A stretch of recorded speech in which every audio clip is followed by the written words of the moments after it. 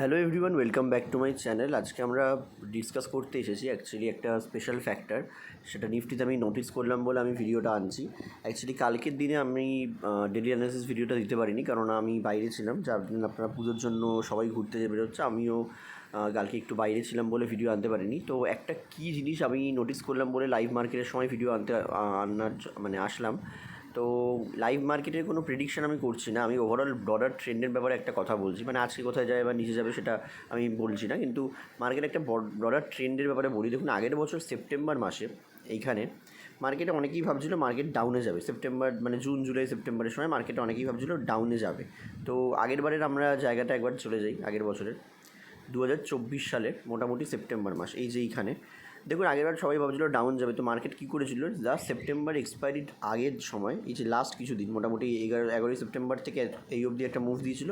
তারপর লাস্ট কিছু দিন পরপর গ্রিন ক্যান্ডেল মেরে মার্কেট কিন্তু অল টাইম হাই লাগায়। এবং এটা ছিল থার্সডে, আপনারা যদি নোটিস করেন এটা ছিল থার্সডে, আমার মনে আছে ক্লিয়ারলি, কারণ আমি কাজ করেছিলাম ওই টাইমে বলে। তারপরের দিন থেকে এখানে শুরু হয়ে যায় মান্থলি এক্সপায়ারি অক্টোবরের, সেখান থেকে কিন্তু মার্কেট নিচে আসতে শুরু করে দেয়। তো মার্কেট কিন্তু যারা শর্ট করেছিল সবাইকে বের করে দেয় এই মুভের পরে। তো যারা শর্ট করেছিল তারপর তারা বেরিয়ে যাওয়ার পরে মার্কেট পড়ে, তো তাদেরকে মার্কেট প্রফিট করতে দেয় না।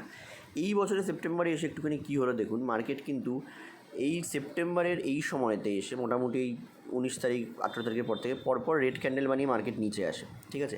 আর আজকে কিন্তু নতুন মান্থলি এক্সপায়ারির ফার্স্ট ডে।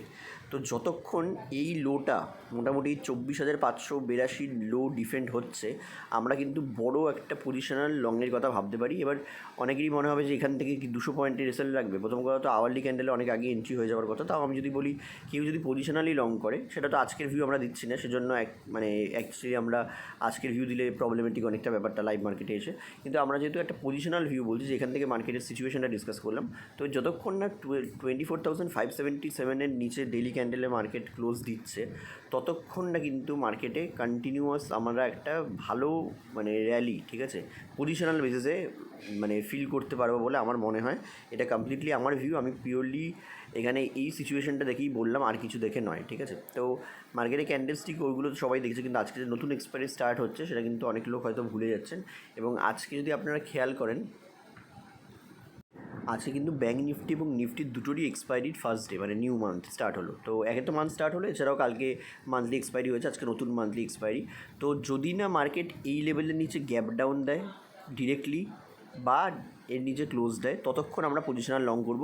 অবশ্যই পজিশনাল লং এটা নয় যে মার্কেট এখানে এর থেকে নিচে যেতেই পারবে না, তো আমরা এর নিচে একটা স্টপ লসের লেভেল মেনটেন করব, ঠিক আছে, আর পজিশনালি টার্গেট রাখবো। তো ব্যাপারটা হলো এরকম যে আপনারা অনেক সময় মনে হতে পারে যে মার্কেট এখানে চলে আসলো নিচে, তো আপনারা কেন নিচে চলে আসলো কেন। তো মার্কেট দেখুন, ওভারনাইট কোনো নিউজ আসলো তখন তো গ্যাপ ডাউন ওপেন হতেই পারে, নিচে ওয়ার লেগে গেলো বা কিছু হলো, সেটা তো আমাদের হাতে নেই। তো আমরা একটা রিস্ক ম্যানেজ করার জন্য এর নিচে কিন্তু স্টপ লস মেনটেন করব, এবং আমরা পজিশনাল একটা ভিউ রাখবো, যাতে আমি আমার কথা বললাম, পজিশনাল একটা ভিউ রাখবো লং সাইডে।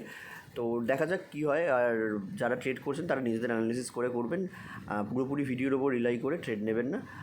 এটাই বলার ছিল, আর বেশি কিছু বলবো না। আর আজকে নবমীর দিন, মহানবমীর প্রীতি ও শুভেচ্ছা। আপনারা ভালো করে দিনটা কাটান। Thank you.